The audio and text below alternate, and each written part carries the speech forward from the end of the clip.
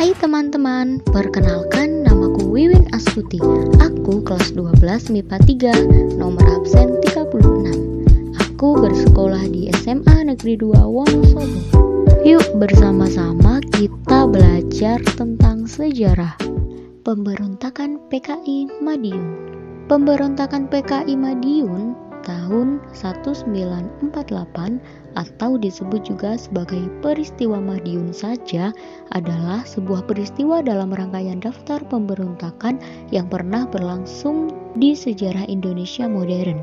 Peristiwa ini terjadi tidak lama setelah perjanjian Renville berlangsung pada tanggal 17 Januari tahun 1948.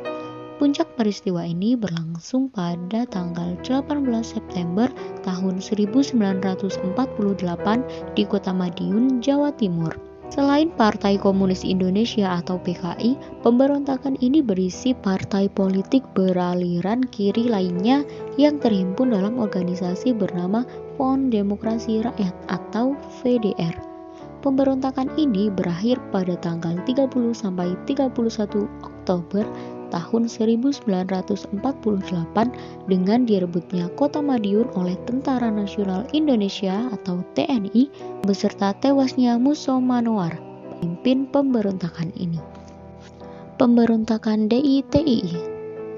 Pemberontakan DITII terjadi di beberapa tempat. Cikal bakal pemberontakan DITII yang meluas di beberapa wilayah Indonesia bermula dari sebuah gerakan di Jawa Barat yang dipimpin oleh SM Kartosuwiryo. Dahulu dikenal sebagai salah satu seorang tokoh Partai Sarekat Islam Indonesia atau PSII.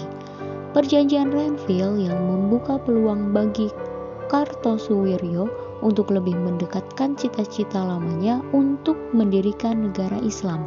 Salah satu keputusan perjanjian Renville adalah harus pindahnya pasukan RI dari daerah yang diklaim dan diduduki Belanda ke daerah yang dikuasai RI.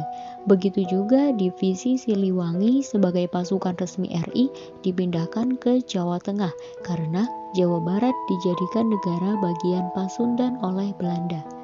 Parahnya lagi, laskar bersenjata Hizbullah dan Sabilillah yang telah berada di bawah pengaruh Kartosuwiryo tidak bersedia pindah dan malah membentuk Tentara Islam Indonesia atau TII. Kosongan kekuasaan RI di Jawa Barat segera dimanfaatkan oleh Kartosuwiryo meski awalnya dia memimpin perjuangan melawan Belanda dalam rangka menunjang perjuangan untuk merealisasikan cita-citanya. Pemberontakan APRA. APRA atau Angkatan Perang Ratu Adil adalah milis bersenjata yang didirikan oleh bekas perwira KNIL atau Tentara Hindia Belanda, Raymond Westerling. APRA tidak disetujui rencananya pembubaran Republik Indonesia Syarikat Islam. Hasil konferensi meja buntar di Den Haag tahun 1949 dengan bekerja sama dengan Sultan Pontianak, Sultan Hamid II yang beraliran federalis, APRA dan Westerling mencoba melakukan kudeta pada tahun 1950. Kudeta ini merupakan upaya mempertahankan negara federal RIS saat sebagian besar negara bagian RIS ingin membubarkan diri dan bergabung kembali dengan Republik Indonesia. Pemberontakan Andi Aziz. Pemberontakan Andi Aziz meletus di Kota Makassar. Pada tanggal 8 April tahun 1950, pemberontakan ini terjadi akibat kekecewaan para mantan serdadu KNIL. Pemberontakan meletus setelah para bekas serdadu KNIL menyerang markas APRIS dan menyandra sejumlah perwira APRIS di Makassar. Setelah menguasai Makassar, mereka mengultimatum pemerintah untuk memenuhi tuntutan mereka. Pemberontakan ini menyebabkan semakin kuatnya tuntutan agar negara Indonesia Timur dibubarkan dan bergabung dengan NKRI. Pemberontakan RMS. Pemberontakan Republik Maluku Selatan atau RMS terjadi pada tanggal 25 April tahun 1959 dipimpin oleh Chris Soumokil, mantan Jaksa Agung Negara Indonesia Timur. Pemberontakan ini terjadi akibat kekecewaan para prajurit KNIL atau Tentara Hindia Belanda yang menolak bergabung dengan TNI dan menuntut dipertahankan bentuk negara serikat di Indonesia. Lalu mereka memproklamasikan negara Maluku Selatan di Ambon yang ingin memisahkan Kepulauan Maluku dari Indonesia. Pemberontakan ini berhasil diakhiri setelah pasukan TNI melakukan serangan ke Ambon dan menahan Saumukil pada tahun 1963. Sisa-sisa pemberontak RMS melarikan diri ke Belanda. Pemberontakan PRRI. Letnan Kolonel Ahmad Hussein pada tanggal 15 Februari tahun 1958 memproklamirkan berdirinya Pemerintah Revolusioner Republik Indonesia atau PRRI dengan Perdana Menteri Syafruddin Prawiranegara. Untuk menghadapi pemberontakan PRRI, pemerintah melakukan operasi 17 Agustus yang dipimpin oleh Letnan Kolonel Ahmad Yani. Operasi militer ini sendiri bertujuan untuk hancurnya kekuatan pemberontak dan mencegah ikut campurnya pihak asing yang merugikan pemerintah. Untuk menumpas pemberontakan tersebut, pemerintah melancarkan operasi militer gabungan yang diberi nama Operasi Merdeka yang dipimpin oleh Letnan Kolonel Rukminto Hendraningrat.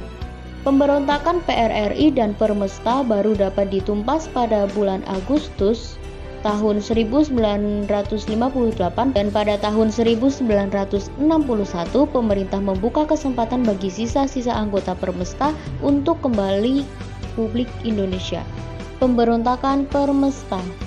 Permesta atau Perjuangan Rakyat Semesta adalah sebuah gerakan militer di bagian timur Indonesia, terpusat di Makassar. Seperti halnya gerakan militer PRRI di bagian barat Indonesia, Permesta juga merupakan pergerakan untuk memisahkan bagian timur dari Kesatuan Republik Indonesia. Latar belakang pemberontakan ini muncul karena kekecewaan atas kebijakan pemerintah pusat. Gerakan ini dideklarasikan oleh Letkol Fedje Sumual pada tahun 1957. Pemberontakan G30 SPKI. Peristiwa G30 SPKI terjadi pada malam hari, tepat waktunya saat pergantian dari tanggal 30 September hari Kamis menjadi 1 Oktober pada hari Jumat tahun 1965, tepat tengah malam dengan melibatkan pasukan Cakrabirawa dan anggota Partai Komunis Indonesia atau PKI. Awal mula gerakan ini hanya bermaksud menculik dan membawa para jenderal dan perwira tinggi ke lubang buaya. Namun, ada beberapa prajurit Cakrabirawa yang memutuskan untuk membunuh Dewan Jenderal dan perwira tinggi.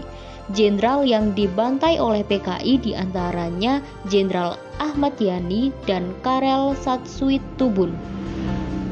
Atas kejadian yang membuat luka bangsa Indonesia, rakyat menuntut kepada Presiden Soekarno supaya membubarkan Partai Komunis Indonesia atau PKI.